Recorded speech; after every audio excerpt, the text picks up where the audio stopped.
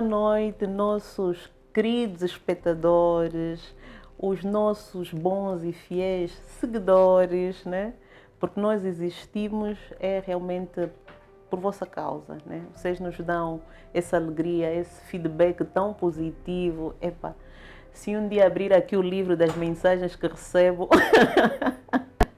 acho que um dia vamos fazer isso, ler assim as mensagens que recebemos de incentivo para continuarmos aqui a trazer convidados do mais alto nível, né?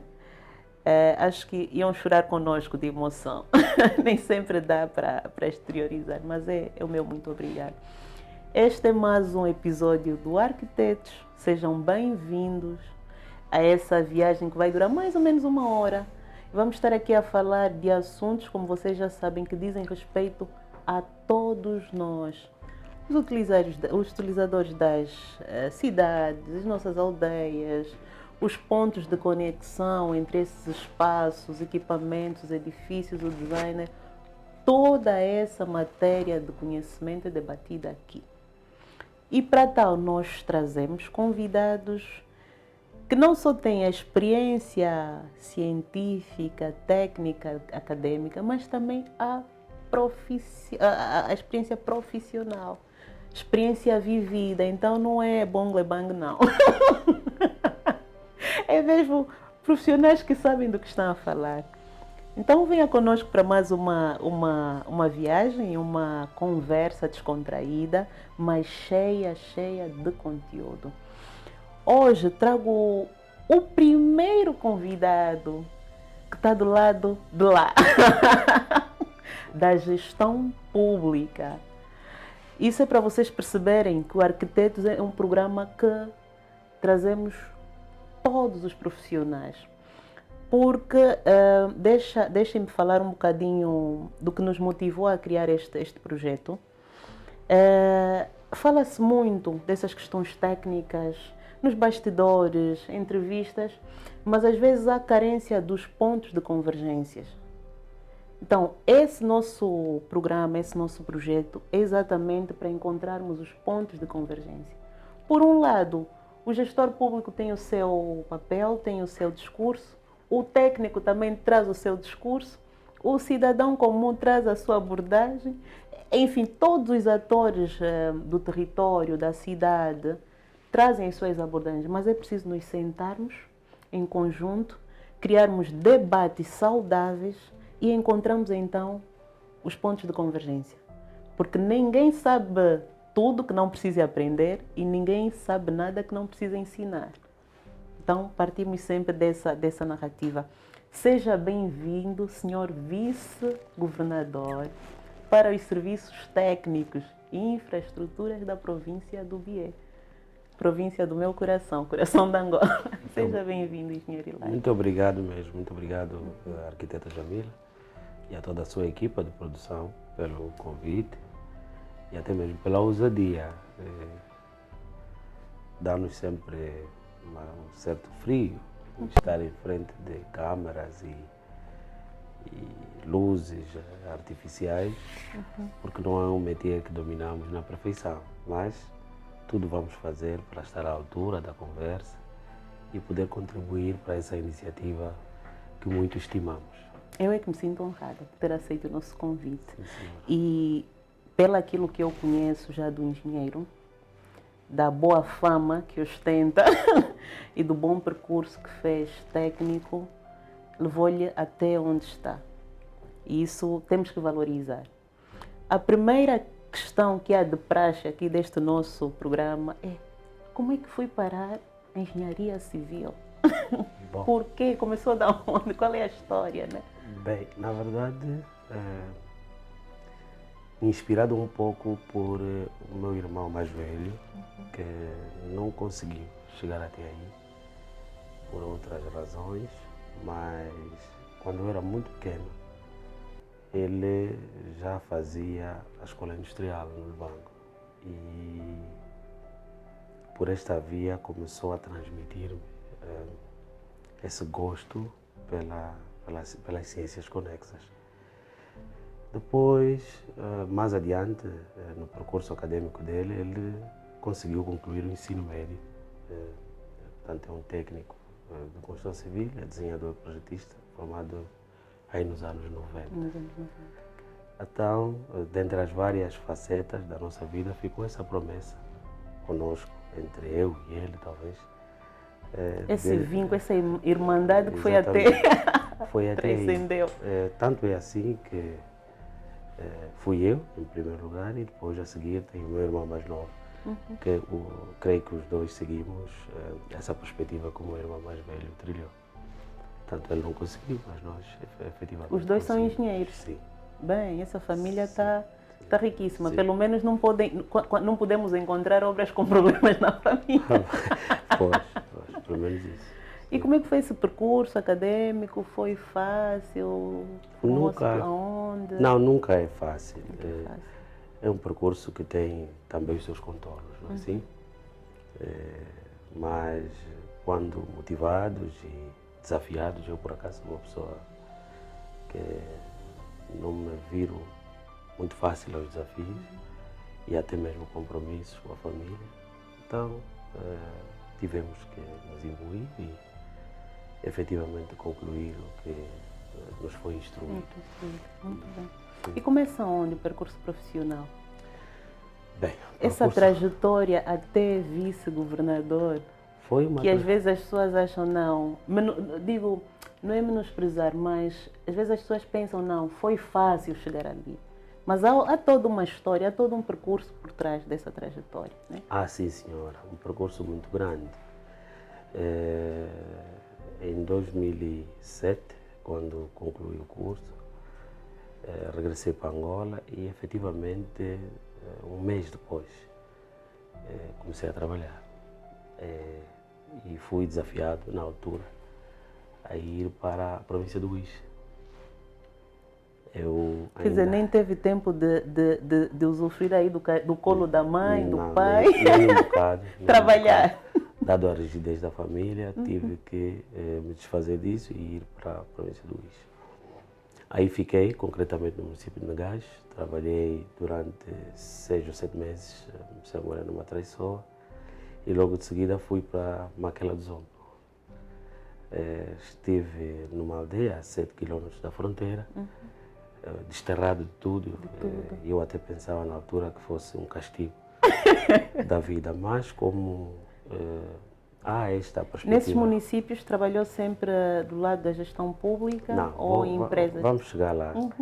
Trabalhava numa empresa, exercia as funções de adjunto do diretor técnico, portanto fazia parte da estrutura técnica dessas empreitadas. A primeira era uma escola, um instituto de 16 salas de aulas no Negás.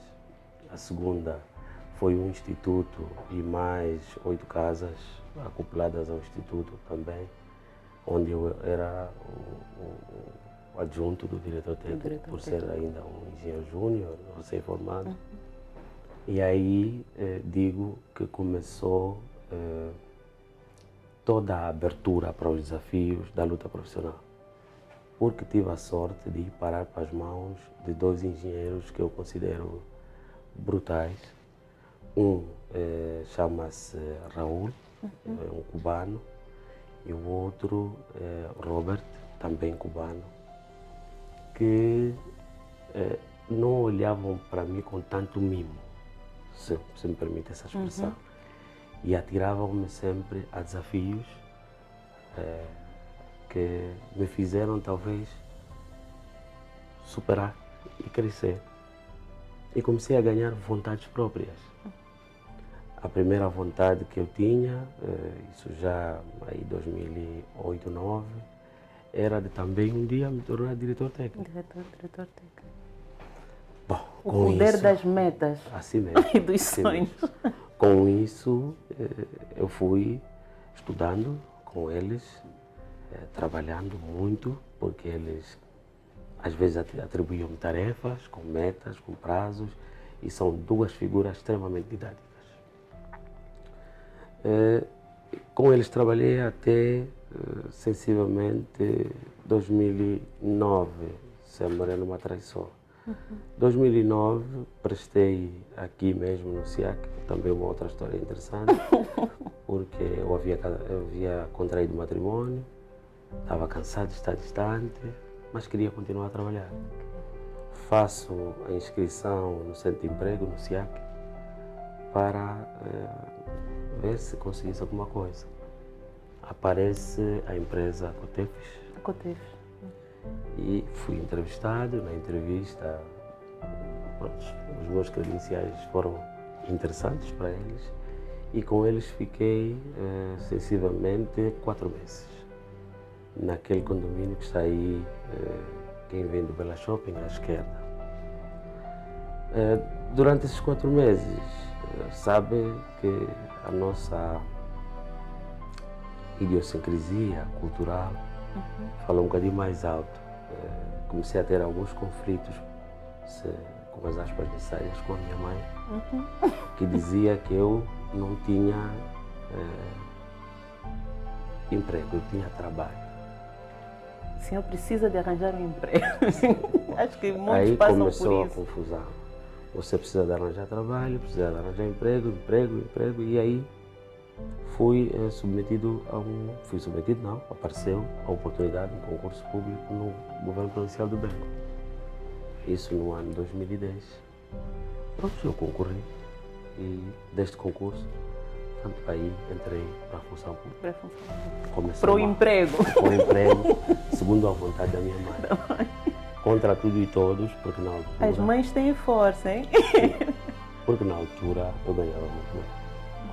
Posso aqui afirmar, ganhava a roda de $3.500. Na Cotef? Sim. Essa era a base salarial que eu vinha com do WIS e continuei até aqui. $3.500. Naquela altura. No câmbio era de 6, deu 7. Vivia-se. Para fazer concurso e começar a ganhar, na altura, 83 mil, que era o salário da categoria técnico superior de segunda. Bom, alguns podem perguntar por que aceitei. Porque talvez queria paz, eu não tinha paz. A minha mãe importunava-me incessantemente. E você não tem emprego, você tem trabalho. Organize-se, seu senhor. Arranja um emprego. Pronto. Posto aí, bom, começou uma nova jornada. Outros desafios também. Também tem a parte interessante. Ou seja, o funcionalismo público não era propriamente um sonho? Não, nunca foi. Nunca foi um sonho? Nunca foi. Funcionalismo público, não nessa perspectiva ou nessa vertente, não, nunca foi. Há, sim, todo aquele enredo que envolve qualquer pessoa da minha idade, mas nunca terá sido o grande objetivo. Mas, posto aí, começamos a descobrir outros interesses também. Outra parte, outra vertente da moeda que talvez vai de encontro ao que disse no início, a outra parte, a mecânica do outro lado, também foi fascinante. Por razões também distintas. Eu, quando sou admitido, começo a trabalhar com uma pessoa muito inteligente, que era na altura o meu diretor. Eu fui admitido para os quadros do Gabinete de Estudo e Planeamento. Estava na área de estudo e projetos. Cuidava especificamente da análise, apreciação de orçamentos, elaboração de projetos. E aí começou um novo ciclo também de vida. E logo de início tive a sorte de ir para o ENAD fazer um curso que na altura estava destinado a alta liderança? Alta liderança. Era um curso de análise e avaliação de investimentos públicos. Esse curso teve duração de 3 meses. Foi ministrado por professores brasileiros, onde comecei a apaixonar-me pelas teorias que traziam de governação matricial e todo o outro enredo envolvido nisso. E em cima disso comecei a ganhar também uma simpatia. Pelo métier. Comecei a ganhar simpatia, mas acima de tudo, alguma responsabilidade, porque no fundo era um emprego. Mas esse histórico que está a narrar fez-me lembrar algumas reflexões que vamos fazendo. Já tivemos aqui um podcast onde falamos sobre a inserção no mercado de trabalho. Nós às vezes temos a ideia que temos um objetivo que é aquele, que é o que supostamente julgamos que vai nos fazer feliz. Mas ao longo do percurso descobrimos outros caminhos. Sim. E que eles também se tornam válidos e até prazerosos. Sim, eu penso que sim, o erro que cometemos às vezes, sobretudo quando mais novos, é preconceber as coisas. Preconceber as coisas. Se calhar, ouvindo as experiências de várias pessoas, o mais importante é abrir-se às oportunidades e não mensurá-las de início, porque uma entidade ou um indivíduo recém-formado não tem valor, é como no futebol, é alguém, é um iniciante, não tem valor no mercado, ele não determina absolutamente nada. Tem que percorrer um caminho para depois se para valorizar. depois valorizar-se, e quando valorizar-se tem valor no mercado, o passe dele já tem algum valor. Portanto, creio que se for assim, teríamos menos conflitos, porque isso depois cria perturbações. E fica aqui a dica aos nossos mais jovens que Sim. estão para entrar no mercado de trabalho, essa questão de não ter esse preconceito, essas ideias tão fixas, abrir-se no fundo. Porque, entenda, se tivesse preconceito, de certeza não ia parar a negar. Não ia parar a negar. De certeza absoluta. Quer dizer, um indivíduo que já está acostumado a bife e fiambres e o resto, ir viver no gás, não havia energia, seja, não havia absolutamente mesmo. nada. Estamos a falar sensivelmente mais de 10 anos atrás. 15. Portanto, quer dizer, não havia absolutamente nada, era eu e as árvores. Portanto, fui porque me desafiei a isso e também porque tinha responsabilidades. Né? Estava prestes a contrair o matrimónio, não tinha absolutamente nada, então tinha que fazer alguma coisa. E acho que essa deve ser a bússola para quem está a iniciar. Abrir-se aos desafios, porque o centro, que é aqui, Luanda, que é a grande vontade que nós temos, atrai sempre os bons. Pode demorar. Pode demorar. A gente pode iniciar em Cabinda, no Cunene, mas se for bom, se for persistente, se for uma pessoa de aprendizado contínuo, mais dia, menos dia, vai vir parar no centro. E não só de Cabinda ao Cunene, do Mar ao Leste, também precisamos de bons técnicos. Exatamente. Que é para equilibrarmos, já temos um desenvolvimento equilibrado e sustentável. Exatamente. Mas o nosso podcast de hoje não é para falarmos da vida do engenheiro, do vice-governador, é para falarmos da sua experiência com no fundo, uma política pública que foi definida, que foi executada e que trouxe seguramente diversos benefícios aos municípios, às províncias onde conseguiram dar aquele chute. E relativamente a esse tema, e vamos falar sobre o plano integrado de intervenção nos municípios, e as pessoas podem estar a dizer, não, mas isso então já não passou, já não foi. Então, mas é importante nós olharmos para as nossas experiências, vermos o que houve de positivo, as metas que foram alcançadas, o modelo operacional que foi implementado e, sobretudo, as coisas menos boas que podemos corrigir num próximo modelo ou numa próxima política pública, né? Porque é a nossa experiência. E por que nós lançamos esse desafio ao Sr. Vice? Porque eu, particularmente, enquanto arquiteta, já algumas vezes pude dar algumas contribuições, não muitas, relativamente a esse tema, mas foi a minha visão do lado de cá, enquanto técnica, que no fundo vai lá ajudar a responder. Mas faltava aqui a visão do gestor público, a sua experiência, né? Ouvir de quem esteve no epicentro do furacão, né? Então, senhor vice, aquilo que eu gostaria, então, para entrarmos aqui neste nosso tema, é uma breve contextualização do Plano Integrado de Intervenção dos Municípios. Para começarmos aqui essa conversa que vai ser, de facto, maravilhosa, eu garanto isso. Que é para o nosso público perceber do que se tratou e do que se trata, né? Bem, eu penso que foi, ou tratou-se, de um dos maiores programas já executados na Angola independente. E eu me explico. O Executivo pensou, engendrou, em sede das outras políticas de desconcentração administrativa, engendrou uma forma de gerar atividades várias nas municipalidades.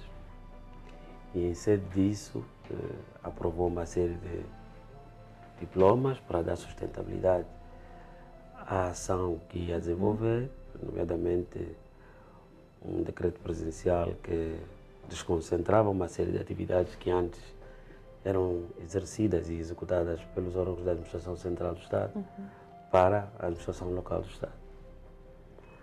E depois... Mas aqui só para os nossos, porque nós aqui no nosso programa falamos para todos. Muito bem. Órgãos centrais e órgãos de administração local. Sim. Para ajudarmos aqui os nossos... Pois, os órgãos centrais são, nomeadamente, os ministérios, não é? Que auxiliam Sua Excelência o Presidente da República na condução das políticas públicas aos vários níveis. E estes tinham, em dado momento, autonomia e competências para executar diversos programas em todo o território do país. A partir do ano 2018, o Executivo entendeu que algumas dessas competências deviam ser transferidas para os governos provinciais e, consequentemente, administrações municipais, cada coisa a seu nível. Esses níveis também foram estabelecidos atendendo ao diagnóstico que fizeram sobre os recursos existentes, nomeadamente recursos técnicos, recursos humanos. Portanto, tudo isso foi ponderado, visto e ponderado, e resultou da descentralização. Com ela tinha que vir alguma ação prática, no meu entender. E para dar corpo a esta medida, foi feito um amplo programa de auscultação às entidades administrativas locais para também ter essa apreciação de quais eram as grandes necessidades, quais eram os grandes veículos para o desenvolvimento que precisavam de ser implementados nos municípios. E mais adiante, do ponto de vista, por exemplo, da estratégia, né? Sim, para criar a estratégia de intervenção. E mais adiante estruturou-se então um mecanismo de financiamento, que é também público, por via dos recursos extraídos do Fundo Soberano. Portanto, isso deu corpo ao Plano Integrado de Intervenção nos Municípios. Eu disse há instantes que é dos maiores programas porque ele é bastante transversal. É transversal na medida em que é transversal e também diversificado. Portanto, não havia uma linha estanque de orientação em que todas as províncias deviam fazer a mesma coisa. Isso não existiu, até porque... Ou seja, neste caso, cada província propunha... Atendendo às necessidades que cada província recenseou, cada um propunha aquilo que julgava ser melhor para a sua população, porque o nosso país também é bastante diverso no que diz respeito a isso. Tanto é assim que o PIME vai desde as águas, energia, infraestruturas rodoviárias, vai até infraestruturas urbanas, a quem decidiu fazer. Nós, por exemplo, também fizemos.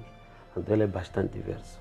Saúde, todas as áreas do dia a dia da nossa sociedade se veem representadas nos projetos que foram executados pelo PIB. Muito bem. Naquilo que foi o seu conhecimento na altura, qual era o estado dos nossos municípios quando, em termos dessas questões das assimetrias, das diferenças entre eles, da sua experiência? Não, o estado dos municípios Que motivou, no fundo, e justificou esta... Bom, primeiro, as assimetrias eram visíveis, não é? Eram visíveis. O desenvolvimento se aproximava mais do centro e ficava mais equidistante do interior.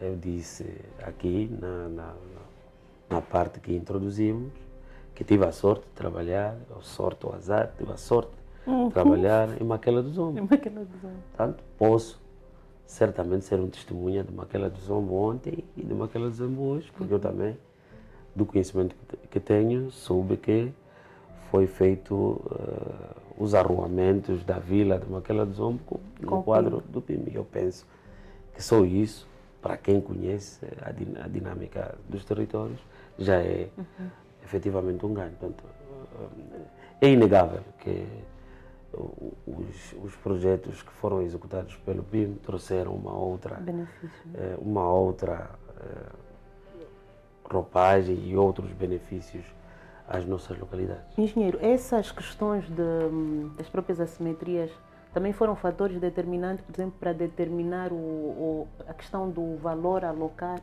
né? Porque daquilo que nós fomos verificando, os pacotes entre as províncias diferenciavam-se, né? Os projetos em si, e, consequentemente, o orçamento alocado para cada província. Sim, sim e não. Sim e não, porque se admitirmos isso, estaríamos a dizer que ele começou de cima para baixo. Estaríamos a admitir que cada província lhe foi afetado um determinado recurso e com esse recurso redistribuiu em projetos. Não foi assim.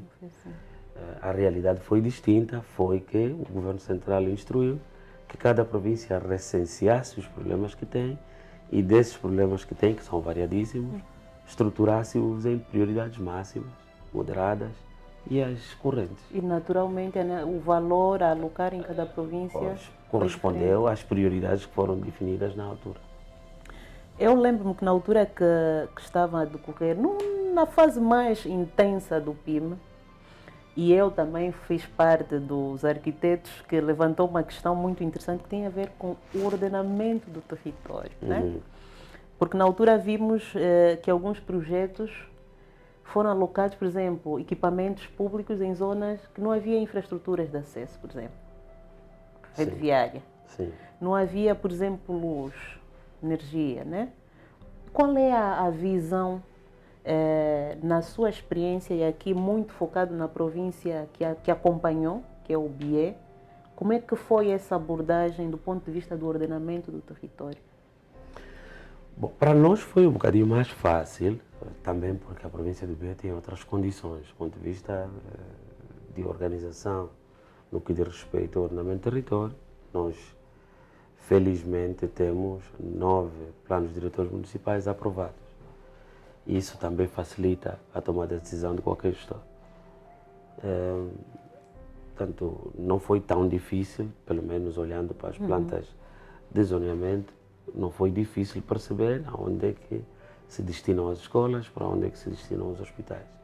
Isso foi feito. Mas também há um outro fenômeno que, se calhar, pode servir como justificativa para uma ou outra província que não tenha tido a mesma sorte que nós, que é a dispersão populacional. Nós, por mais que a bibliografia que consumimos nos ensine de uma forma, a realidade desse país é um pouco distinta, não é? Daquilo que os livros estudaram, porque para já tivemos uma das guerras mais longas do mundo e as consequências também são diferentes. E uma das consequências visíveis é o desordenamento do território. A ocupação excessiva dos territórios, excessiva e desorientada dos territórios. Isso também faz com que algumas das nossas decisões sejam tomadas fora dos livros. Ou seja, para encurtar o discurso, poderá haver, talvez, a construção de uma escola aí onde não há infraestruturas nenhuma que a sirvam, mas há um concentrado de população muito grande.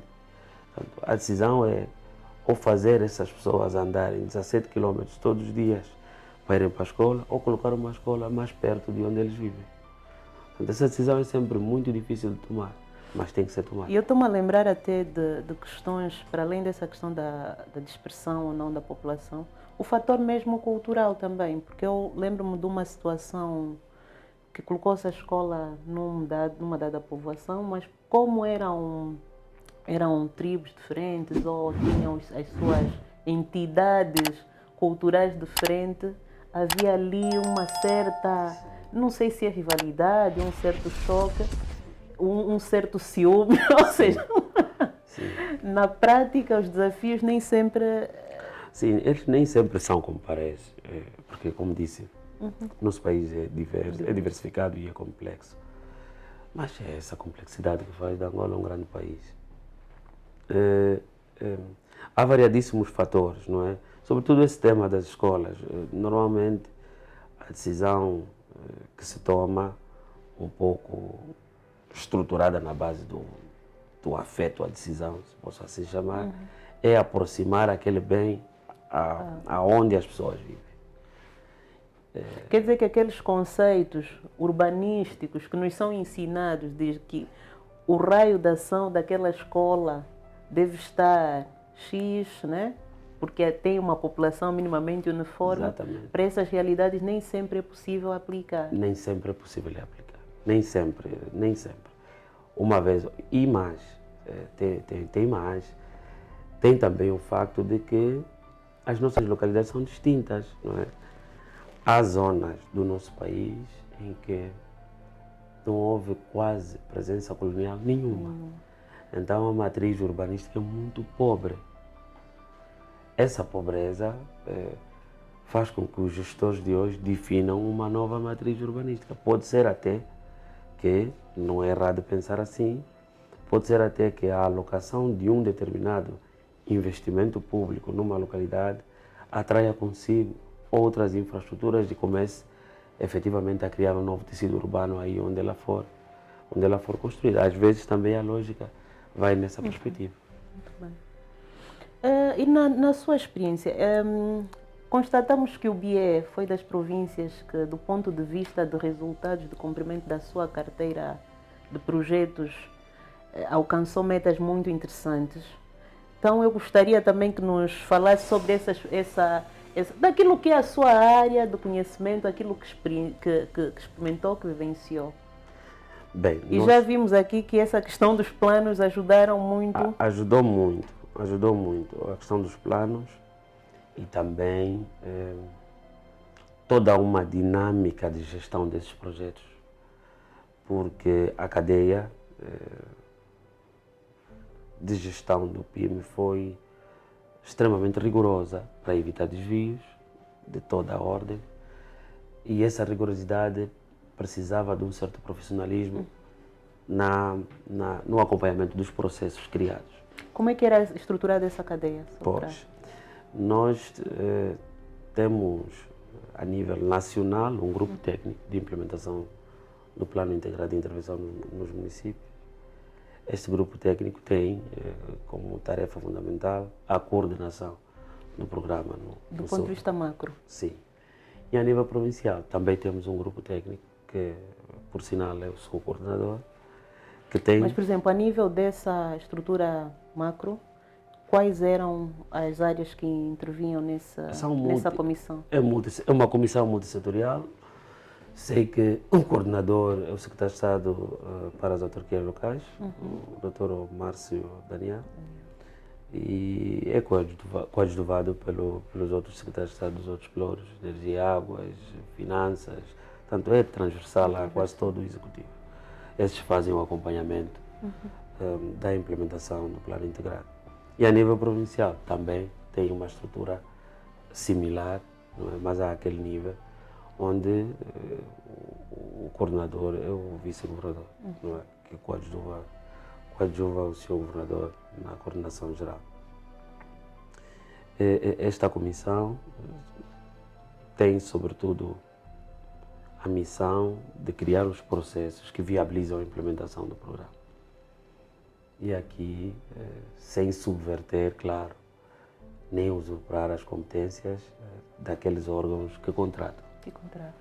Porque não se pode perder de vista que o Plano Integrado é um programa que teve como objetivo dar alguma autonomia aos administradores municipais, que foram, no fundo, as entidades que contrataram as várias empreitadas. A nossa tarefa era acompanhar a implementação. Mas se era municipal, como é que tínhamos obras ministeriais, governo provincial Muito bem. e administração municipal? Nós, pelo menos, percebemos isso, que a nível dos ministérios tinham alguma carteira de projetos, sim, a nível dos governos provinciais e depois a nível municipal também. Sim. Não, porque, não obstante ele ser designado para a intervenção nos municípios, ele tinha que atender a toda a arquitetura legal do nosso país. E há projetos que... Por conta do custo? Há projetos que, em alguns casos, fugiam da esfera de competência do administrador, logo tinha que ser executado pelo governo provincial. Quando fugisse da esfera de autonomia e competência do governo provincial, tinha que ser executado. Ainda que fossem para um determinado município. Exatamente. O consumidor final, o beneficiário final, é sempre o município. Portanto, esta foi a dinâmica. Portanto, a implementação deste programa foi de grande dimensão, na medida em que estiveram envolvidos muitos setores. Mas o fundamental nisso foi a criação de processos. Primeiro, a verificação dos projetos elaborados. Portanto, isso, no nosso caso, já que fala da província do Bié, foi fundamental. Em dado momento, nós optamos, dada a rapidez que pretendíamos, pela modalidade de concepção-construção em alguns projetos. Projetos de maior dimensão, de maior magnitude técnica. Sr. Vice, acho que como nós temos todo tipo de públicos, né? Quando falamos desse modelo de contrato de concessão-construção, como é que é? Sim. Não, concepção-construção, na verdade, funciona como quando se escolhe ou se identifica por via de um concurso, um empreiteiro geral com as competências técnicas para a intenção do governo, e com este empreiteiro geral, então, saímos do conceito. E eu coloco essa questão mesmo propositadamente, porque diversas vezes nós, arquitetos, incluindo eu, os colegas, entre outros, criticamos que, e já se ouviu várias vezes até na comunicação social, fizeram obras sem projetos. Sim. Não houve um concurso de projetos. Sim. Várias vezes nós temos estado a difundir essa informação. São duas realidades distintas. Pronto, e até compreendemos. Não podia ser diferente, os arquitetos tinham que reclamar a si mesmo. Mas também fazer uma obra sem projeto, acho que isso é impensável. O que nós não vimos é o lançamento de um concurso específico para a elaboração do projeto para uma determinada empreitada, mas não significa dizer que não houve projeto. Até porque algumas das entidades que participaram do PIM são conhecidas e têm alguma idoneidade a salvaguardar. E até porque também os instrumentos que regem a nossa atividade permitem que se faça. Ou seja, esse modelo de contrato, concessão, construção é legal, que é nacional e internacional. Internacionalmente. É legal. Nós não inventamos, o Estado não inventou. O Estado não inventou nada. Nenhuma novidade aqui. O que o Estado fez, na verdade, é definir a política pública, como, por exemplo, vou construir aqui um centro cultural. Vai lá. Portanto, esta é a vontade política. Agora é preciso traduzir a vontade política para a realidade que se sente, a realidade biofísica, como a gente chama. Portanto, esse trabalho é feito já no quadro da concepção. Passado a fase da concepção, obtidas as aprovações necessárias e até mesmo as cotações, em alguns casos, depois de serem aprovados, vai ser submetido à escutação popular ou da comunidade. Havendo concordância, inicia-se então a fase de construção, que é uma fase distinta. Não faz distinção. Então, no caso em particular do BIE, dizia que foi garantir que existiam projetos. Sim, garantir que existissem projetos ou instrumentos técnicos capazes de termos um mínimo aceitável. O mínimo aceitável. E isso não para todos os projetos. Alguns, como são projetos semelhantes, aqui me refiro às escolas, postos de saúde de pequena montra, esses, baseados nos instrumentos que quer seja o Ministério da Saúde, que tem um decreto presidencial que define os modelos para postos de saúde de classe A, B e C, definiu-se então na nossa província um tipo de planta para estes, para as escolas e de aspas. O que é que mudava? Como é óbvio, porque cada localidade é uma localidade. As condições geomorfológicas também. Geomorfológicas é que determinavam uma ou outra mudança no projeto de fundação. Porque a orografia do terreno aqui podia ser com uma realidade e no outro lugar também com outra realidade. Nós, a nosso nível, chegamos mesmo a uma determinada altura, creio que foi no ano 2020, a fazer sair um despacho do senhor governador provincial em como não se consignava obra nenhuma, sem que houvesse um projeto executivo aprovado pelo órgão, na altura que era o que é o Gabinete Provincial de Infraestruturas. Isso mesmo para garantir o mínimo de confiabilidade no que estávamos a fazer. Portanto, esse foi o ponto de partida. Ponto de partida. Ponto de partida foi elaborar o projeto. Agora, depois, o conseguir... Não, pode-se questionar, sim, a qualidade dos projetos. Isso aí, nós estamos abertos a isso, até porque não se sabe tudo. Isso pode-se questionar, mas garantir-lhe que houve sim a obrigatoriedade de termos projetos executivos para tudo. Exatamente, porque essa questão da qualidade também é muito debatida. A qualidade dos projetos, a qualidade das próprias obras, mas vamos compreender o processo ainda, né? Sim, vamos chegar lá. E esse foi o processo, portanto, a nosso nível. Depois, aqui a nível superior, havia um outro filtro também. E esse filtro é louvável, porque este filtro fez com que as dinâmicas de nível local se acelerassem. Veja que para se ativar um projeto, digo para ser pago o down payment, era preciso reunir uma série de pressupostos. Primeiro, projeto executivo, mais uma vez.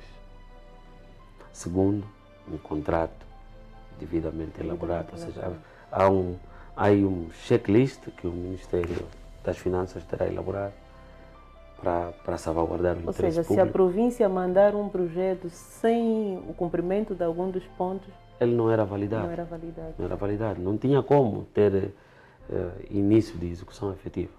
E bem, portanto, esse foi o rigor imposto. Mas, felizmente, nós, a nosso nível, conseguimos ultrapassar tudo isso, porque a nossa carteira tem constou 226 projetos e nós conseguimos concluir 95% dos 226. O que quer dizer que a média não é má. Não é má. Não é má. Portanto, essa foi a dinâmica inicial do plano integrado. E convidar o senhor vice para abordar esse aspecto foi realmente uma das nossas pretensões quando olhamos a nível do país as taxas de cumprimento e de conclusão das suas carteiras, em que o BIE esteve nas províncias que alcançou, entre as províncias que mais alcançou projetos concluídos. E queríamos ter essa compreensão. O que é que houve ali? Houve uma primeira vertente deste cumprimento, é o comprometimento do senhor governador.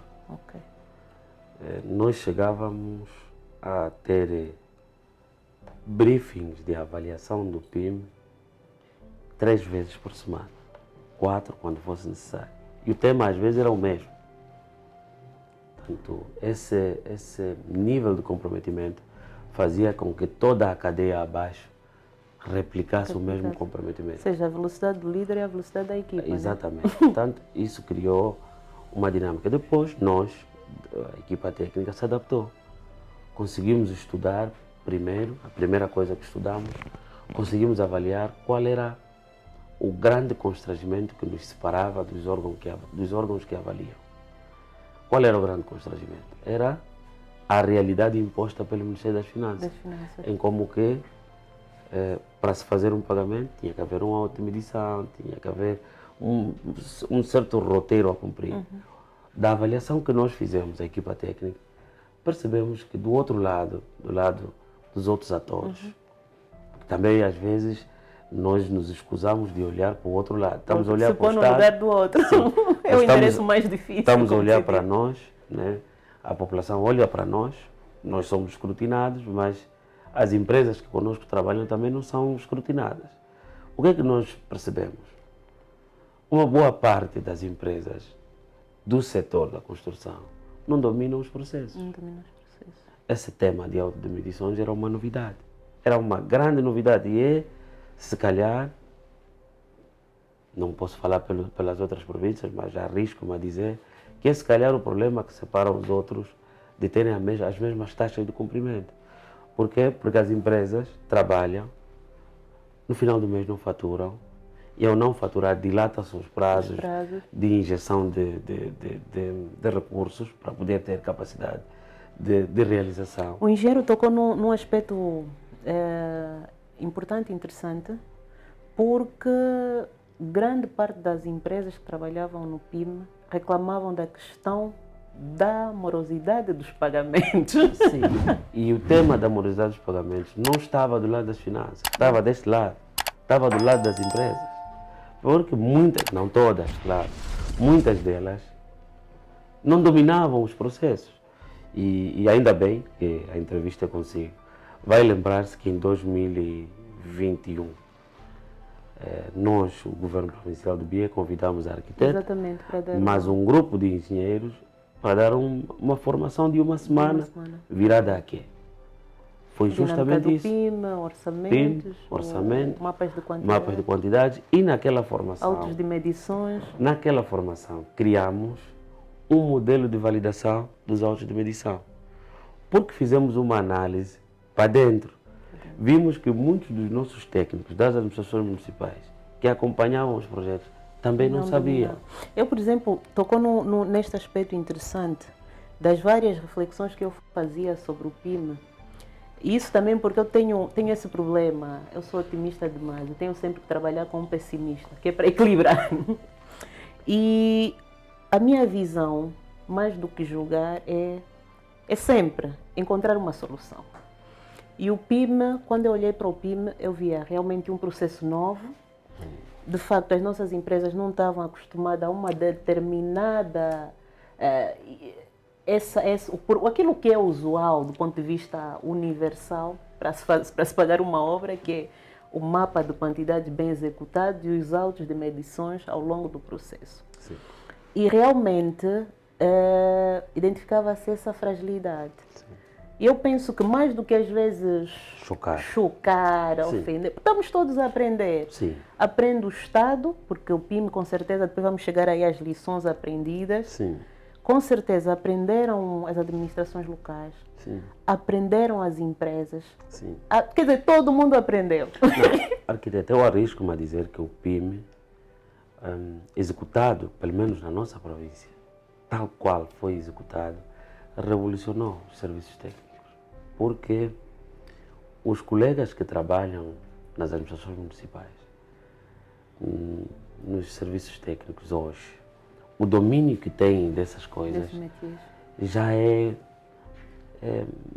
apreciável, porque já não é um tema de outro mundo falar do mapa de quantidades, falar de um projeto, falar de autos de medição. Nós desenvolvemos, inclusive, relatórios sínteses semanais, porque como o Sr. Governador convocava reuniões semanais para avaliar o PIB, nós tínhamos semanalmente um ponto de situação do PIB na nossa província. Ou seja, criou-se aí toda uma dinâmica de acompanhamento que, penso, valeu a pena. Okay. Outro aspecto que eu gostaria que olhássemos também é que benefícios reais, no caso do BIE, esses 95% se traduziram em quê? Para a população, porque o desafio é sempre este, nós estamos a fazer, eu como arquiteta faço um projeto para alguém beneficiar. Por exemplo, da análise que faz o engenheiro daquela questão que eu perguntei ao início, o estado dos municípios, naquilo que é a realidade do BIA, aquilo que era e o que é hoje, qual é a avaliação que você faz? Não. Para fazermos essa avaliação, primeiro temos que, se calhar, contextualizar quais foram os nossos objetivos. Nós nos propusemos, por exemplo, no domínio das infraestruturas rodoviárias, a fazer a ligação, pelo menos essa foi a vontade política, fazer a ligação das sedes comunais às sedes municipais. Isso dava um total de pouco mais de 1.400 quilômetros de estradas em terra a construir. Conseguimos inscrever 900 e construímos, até agora, falamos, 740. 740. Portanto, Uma boa média, mais de 50%. são 740 quilômetros de estradas em terra já construídos. Os outros 160 estão em construção. Agora, dito assim, é muito seco. Mas, se formos a traduzir, estaríamos a dizer que nós temos um 80% das sedes comunais ligadas às sedes municipais. A arquiteta conhece bem o BIE e sabe o que é que isso significa para o escoamento dos produtos. Tanto é assim que hoje, pronto, estar no Cuito e não beber sumo natural é quase que impossível. Porque as pessoas conseguem aceder com mais facilidade, quer seja a sede municipal como a sede da província. Isso é um fato e está visto. E tivemos também, porque eu sei que é a pergunta que subjaz a esse tema das estradas terciárias, a apreciação dos organismos centrais. Eu tive a felicidade de ser felicitado em nome do governo provincial, ou em nome do governo provincial, pelo secretário de Estado das Obras Públicas, o engenheiro Moraes de Abril, uma entidade cujos credenciais técnicos não precisam de introdução. E ele, quando visitávamos o troço do Cunhinga, sede do Cunhinga, ao Belo Horizonte, parabenizou-nos, dizendo que tem aqui uma boa amostra para o país. Isso está visto. Mas a vossa carteira, quais eram as categorias de projeto? Vamos chegar lá, arquiteta. Portanto, dos 900 quilômetros, fizemos 740.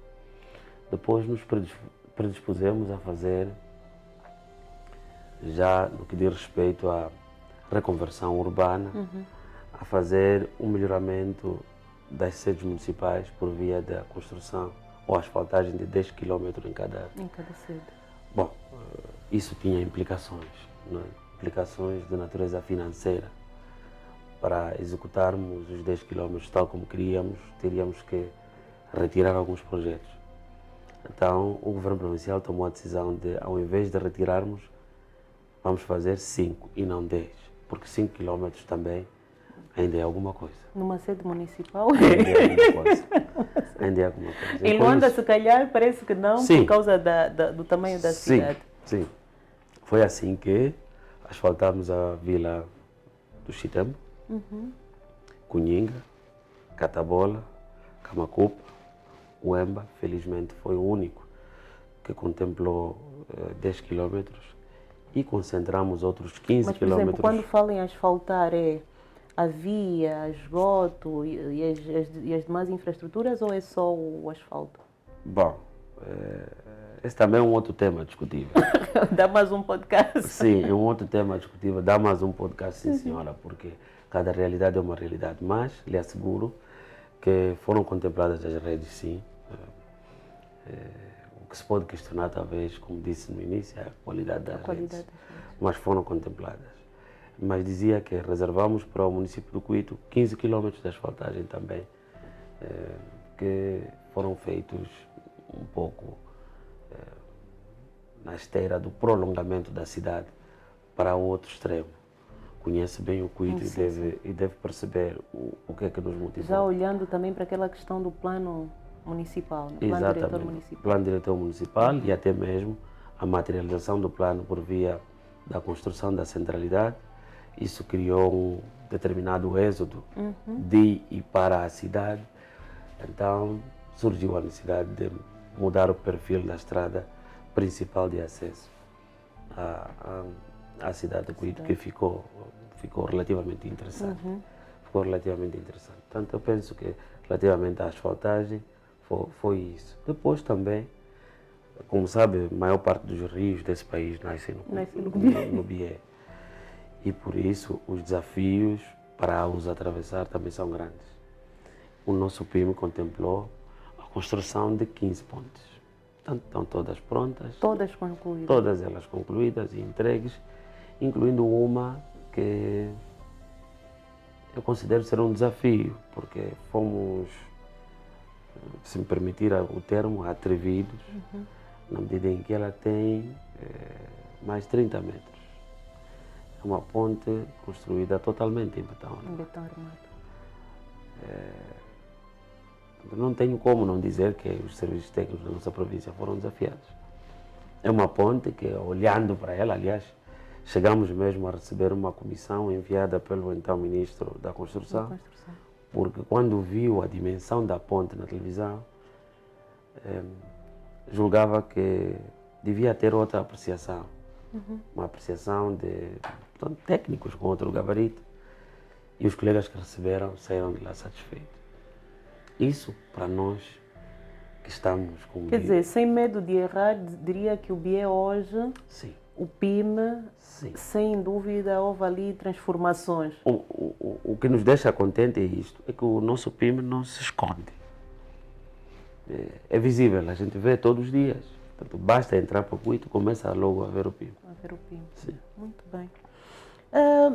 O que é que o senhor vice nos diz sobre aquilo que foram os pontos menos bons que acha que hoje, se tivéssemos de fazer um novo PIM, poderíamos melhorar, né?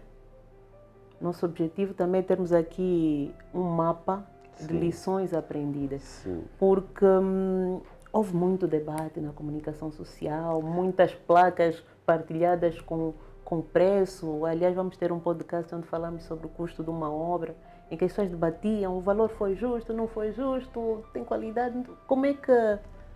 Não, o tema da qualidade, e começamos por aí, o tema da qualidade é sempre discutível, arquiteto. Eu, e por lidar com as obras diariamente e com diversos atores, muitas vezes levo em consideração o que dizem. E alguns dizem-nos assim: o senhor vice não pode pagar um Toyota e pedir um Ferrari. Portanto, dito assim parece ofensivo, mas é o mais sincero que pode haver. Eu não posso pagar para comprar um Toyota e pedir à concessionária para me dar um Ferrari. E isso pode levantar um outro tema. Se calhar alguns vão perguntar por que não compra então um Ferrari. Não compro o Ferrari porque não consigo comprar 1 milhão de Ferraris. Até tenho que atingir uma mediana e atingir o objetivo principal, que é servir a população. Esse é que é o objetivo fundamental. Mas então, por que não ajustam? Isso por quê? Por que eu levanto esta questão?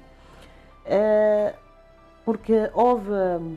Os custos das obras foram realmente muito diversificados, muito diferenciados. Sim. E às vezes quem não está por dentro daquilo que são as obras, daquilo que é a dinâmica da obra, daquilo que é os diversos fatores que interferem no custo, pode ser levado a dizer: não, ali está muito caro, não, ali também está muito barato. Sim. Acha que poderíamos ter aqui uma figura, não sei se é de comunicação, de mapeamento. Porque eu creio que uma das fragilidades, pelo menos que eu notei a nível do PIM, e que depois também os diversos fatores nesses anos, desvalorização, agravaram... Sim, mas arquiteto, o que estamos a pedir é perigoso. O que as pessoas estão a pedir é uma uniformização dos preços. Que não é Veja possível. só, está um país com 1 milhão e tantos quilômetros quadrados. Nós vamos uniformizar o preço de cabine ao Cunene. Isso é impossível. Portanto, o que temos que encontrar é razoabilidade nos preços.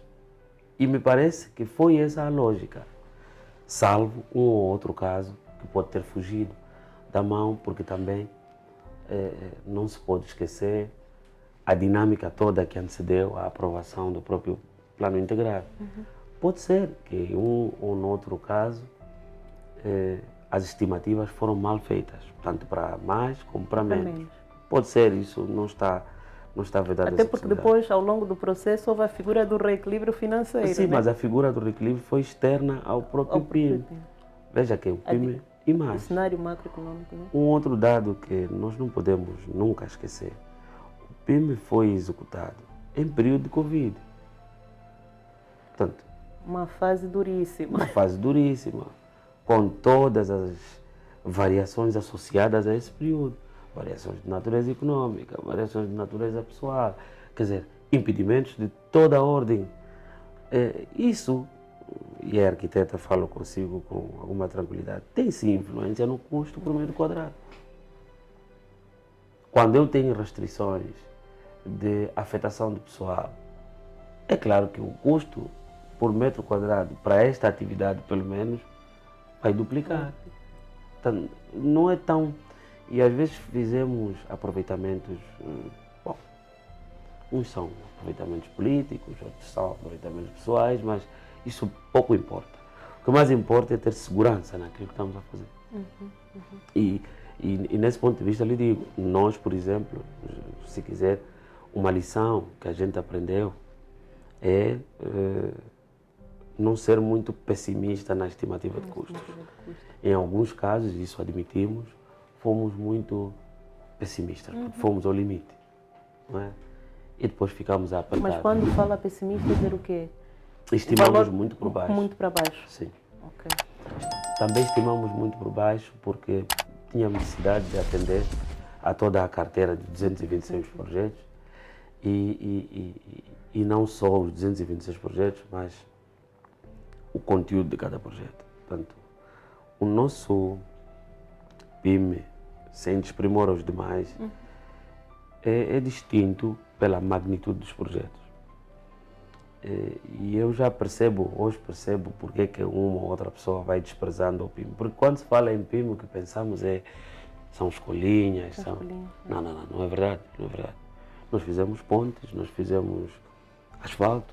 O mesmo asfalto que se faz aqui em Luanda, nós também fizemos. Isso está lá, está visto. Hospitais, está lá o Hospital Municipal do Cunha, o hospital construído de raiz. Pujante, construído de raiz. Ou seja, há lá uma série de obras que orgulham a qualquer um. E eu, pelo menos, falamos aqui daquelas lições de dominar o métier, as empresas, mas algo que eu vi de positivo no PIME é que vemos muitas empresas locais. Quer dizer, hoje há empresas que realmente o PIME ajudou-lhes a aprenderem um bocadinho mais. Sim. Participaram. Sim. Depois disse muito bem, na época da Covid, em que tivemos muitas restrições, né? Tinha que se construir com as equipas que existem lá no local. Sim, mas as empresas, arquiteta, nós precisamos, sobretudo nós que fizemos parte da franja juvenil desse país, nós também temos que nos rever. Temos que nos rever. E temos que nos desafiar. Nós tivemos empresas e empresas, algumas que só queriam ganhar dinheiro, outras que queriam percorrer um caminho no mercado. A mim, enquanto responsável desse setor, me dá gosto ver aquelas empresas que no início de um determinado consulado são subempreiteiros e no fim desse consulado são empreiteiros gerais. Isso dá orgulho. E temos esse tipo de jovens que iniciam com alvará da terceira classe e à medida que vão crescendo, quer dizer, vão criando outras capacidades. Porque o problema está também na criação de capacidades. Está a ver? Senhor Vice, estamos aqui a chegar na nossa reta final. Sim, mas antes mesmo de chegar, só para dizer, o tema das empresas locais é real, mas precisamos também nos autoformatar, criar condições de crescermos. O que as nossas empresas não gostam é de criar estrutura. Mas a estrutura faz falta. Faz falta. Faz falta porque é a estrutura que determina os processos. Aliás, uma gestora de projetos como A arquiteta sabe bem que essa parte dos processos deve ser devidamente seguida para que se atinja o quê? O final é a qualidade. Bem, seguramente vamos ter aqui um podcast onde vamos trazer também as empresas para falarem da sua experiência, porque o debate saudável é aquele em que todos são ouvidos e se consegue encontrar os pontos de convergência para construirmos uma Angola, sem dúvida, que responda aos anseios de cada um, não os anseios loucos, mas aqueles sustentáveis, né? E esse é o nosso objetivo. Senhor Vice, eu creio que há muito mais. Antes de fecharmos, há oportunidades que nós não podemos perder. Quais são os desafios da província do Bié num momento em que as questões financeiras são... o cenário é mesmo, como é que eu vou dizer? Inspira alguma criatividade até, né? De tão sério que é. Sim. Quais são os desafios da província, né? Dentro deste setor que dirige? Bem, o primeiro desafio é manter as conquistas. Porque ao longo desses últimos 5 anos tivemos conquistas inegáveis. Conseguimos consolidar e expandir a distribuição de água com a construção de 5 novos sistemas. Portanto, torna-se logo um desafio manter esses sistemas funcionais. Está em curso também um grande programa de eletrificação. Esse queremos ver concluído, tanto para o corredor norte como o outro corredor, que também quereríamos ver concluído, porque é um tema que julgamos ser fundamental. O outro desafio, não menos importante, é da reconversão urbana.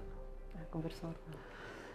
Arquiteta, nós falamos da reconversão urbana com muito sentimentalismo, porque a província do Bié tem a história que tem. Tem a história que tem. E ela é especial. E por ser especial, às vezes quereríamos apagar da memória das pessoas todo aquele sofrimento que trazem. E isso faz-nos empenhar na reconversão. Mas sabemos que não vamos conseguir sozinhos. Mas o mais importante é iniciar. Daí o governo provincial está a trabalhar, e aliás é o que me traz a Luanda, para efetivamente conseguir implementar um projeto de requalificação e reconversão da cidade do Cuito. Uau! Felizmente. Isto é o que todos nós arquitetos desejaríamos para todas as cidades, pelo menos as sedes, começando pelas sedes. Exatamente. Né? Oxalá que essa iniciativa... Não, esta já não é iniciativa, já estamos a falar de uma questão com algum cunho oficial, tendo em conta que já tem espaço presidencial que o aprova. Agora está-se a criar condições para o efetivo financiamento desse projeto. Portanto, se conseguirmos, e eu tenho certeza que sim, se conseguirmos, sim, estaríamos a uns 70% dos nossos desafios. Ou seja, com sensação de dever cumprido. Exatamente. Sr. Vice, olha, muito obrigado mesmo. Uau. Vamos esperar ter aqui oportunidades de ouvir outros gestores públicos, engenheiros, porque é assim que nós vamos fazer um país saudável a todos os níveis. E muito obrigado mesmo. Espero que partilhem, divulguem, porque não é fácil tirar um vice-governador para estar aqui e partilhar questões tão íntimas da província, que às vezes nem nós conseguimos ter acesso, mas disponibilizou-se de peito aberto, como quem não tem nada a esconder, para falar daquilo que foi o processo do PIME e de facto essa previsão daquilo que poderá vir a acontecer.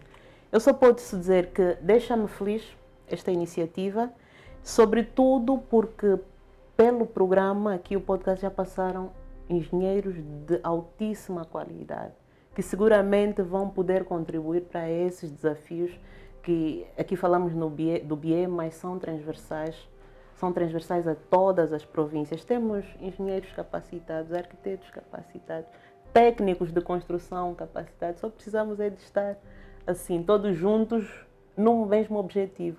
Muito obrigada. Não. Se quiser deixar aqui umas últimas palavras. Não, antes mesmo queria Para agradecer encerrar. a si, a sua brilhantíssima equipa, pela forma calorosa como foi atendido e recebido aqui. É uma pena que é uma conversa de 1 hora. De 1 hora.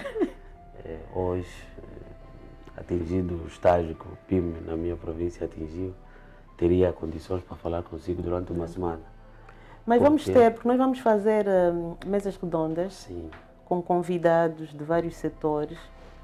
Do setor do lado do cá, técnico, do lado de lá, que é para sentarmos e debatermos alguns assuntos. harmonizar Alguns assuntos. E E seguramente vamos estender o convite. E nós vamos esperar, porque por ter participado ativamente na implementação do PIM, sinto-me orgulhoso. Orgulhoso porque são infraestruturas que estão e ficam. E muda a vida das pessoas. E estou aberto, claro, sempre a reparos, desde que sejam reparos que nos levarão a catapultar para outros patamares. Felicitar ainda a si e a sua equipa pelo altíssimo nível de convidados que têm tido aqui. Muito obrigada. Eu assisto quase sempre que posso. Há uns com quem já debatemos e às vezes sinto como que estivesse aqui. e fico feliz e lhe felicito por esta bravura. Essa loucura. Não é loucura, é de facto uma pessoa Muito com um obrigada. peito muito aberto. Eu já lhe disse muitas vezes que é uma mulher que mete medo, não é isso que eu Não costumo faça dizer? isso. Costumo dizer sempre que é uma mulher com muita fibra, muito combativa. E eu sinto-me orgulhoso por ter a oportunidade, ou ter tido a oportunidade de estar aqui e de privar muito perto consigo aspectos técnicos e outros da vida. Muito obrigado, minha arquiteta, muito obrigado, meus amigos. Então, Os meus estamos parabéns. juntos num próximo podcast. Não deixa de partilhar, seguir e divulgar, porque é conhecimento de graça. Ter aqui convidados do mais alto nível do país não é fácil. Muito obrigada e até o próximo podcast. Sim, senhora.